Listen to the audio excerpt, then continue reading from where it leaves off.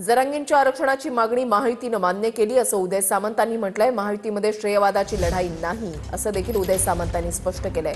श्रेयवादापेक्षा Hyderabad gadget लागू झालं हे महत्त्वाचं असल्याचं सामंतांनी म्हटलंय। हैदराबाद गॅझेट लागू करण्याचा निर्णय सांघिक श्रेयवाद नाही असं सामंतांनी स्पष्ट केलंय।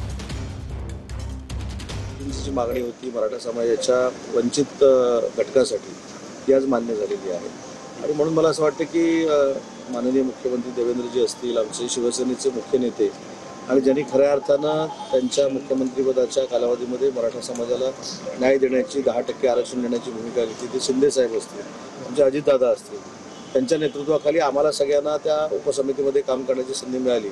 आमच्या दृष्टीने देखील ऐतिहासिक क्षण आहे। त्याच्यामुळं त्या सगळ्यांच्या आनंदामध्ये आम्ही सहभागी आहोत। तर आमच्या महायुतीमध्ये श्रेयवादाची अजिबात लढाई नाही आहे। सगळ्यांनी सांघिक घेतलेला हा निर्णय आहे। स्वतः देवेंद्रजी शिंदेसाहेबांच्या संपर्कामध्ये होते, शिंदेसाहेब देवेंद्रजींच्या संपर्कामध्ये होते।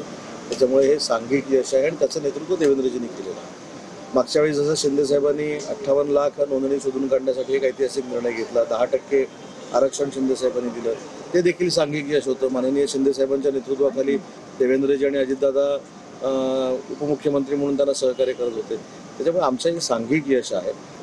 काय टीका करताय त्याच्यापेक्षा आम्ही मराठा समाजातील ज्यांना आवश्यक असलेल्या लोकांना हैदराबाद गॅजेटवर लागू करू शकलो याच्यामध्ये आम्हाला मनस्वी समाधान आहे। सर, शेवटचा प्रश्न विचारतो। आता मराठ्यांना आरक्षणासंदर्भातलं जी आर काढलेलं आहे, मात्र आता ओबीसी मोठ्या प्रमाणात आक्रमक झाले।